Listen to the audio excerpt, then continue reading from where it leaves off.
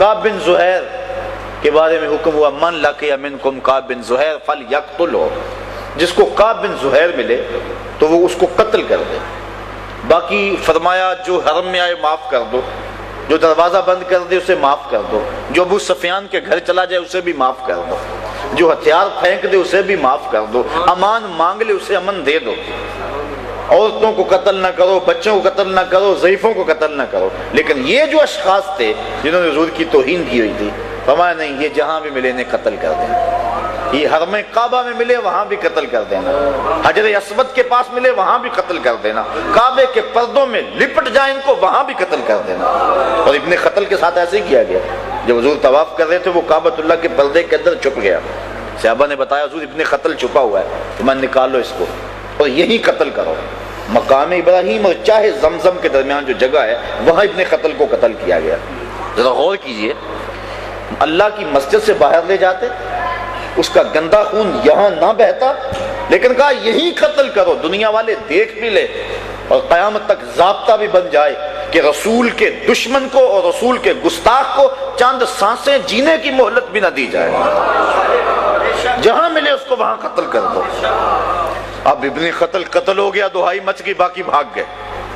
یہ جو کعب بن زہیر تھا یہ طائف کی سمجھ چلا گیا، اس کا بھائی غلام تھا، اس نے کسی ذریعے سے پیغام بھیجا کہ آرڈر تو بڑے سخت ہیں لیکن تو کسی طرح حضور کی چوکھٹ پہ خود چل کے آ جا، تو معافی تو مانگ کے دیکھ، وہ تو رحمت للعالمین ہے، اور اگر تو چاہے کہ میں یوں چھپتا پھروں گا کب تک چھپے گا، گلی گلی تو حضور کے غلام ہیں، گلی گلی میری یاد بچھی ہے پیارے رستہ دیکھ کے چل، گلی گلی میری یاد بچھی ہے پیارے رستہ دیکھ کے چل، مجھ سے اتنی وحشت ہے تو میری حدوں سے دور نکل۔ کدھر جائے گا، وہ تو حد ہی کراں تا بکراں ہے، کہاں پہنچے گا۔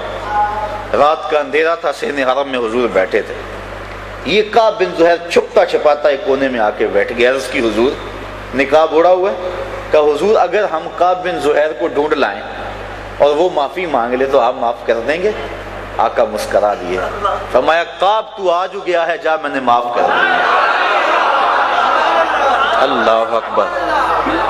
کعب جو کل کعب تھا اب حضرت کعب بن گیا، ہاتھ جوڑے کھڑا ہے، کہا بندہ نواز جس زبان سے حجب کہا کرتا تھا اجازت ہو تو اس سے نعت نہ کہوں؟ کہا نہیں کعب ذرا ممبر بچھا لینے دو۔ ممبر بچھ گیا، مجمع لگ گیا، حضور بیٹھ گئے، اب کعب ممبر پہ چڑھے۔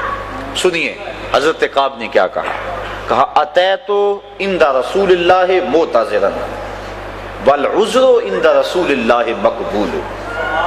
لوگوں میں اللہ کے رسول کی خدمت میں ایک معافی نامہ لے کر آیا تھا، اور مجھے یہاں آ کر پتا چلا نبی تو ہے ہی بڑا بندہ نواز۔ اگلا شعر سنیے، ان الرسول لنور یستضاء بہ مہند من سیوف الہند مسلول۔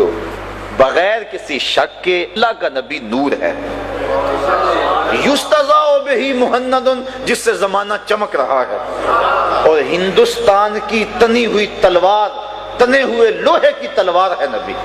آقا کریم نے دوسرے مصرے میں اصلاح دی، فرمایا مجھے ہندوستان کی تلوار نہ کہو، مجھے اللہ کی تلوار کہو۔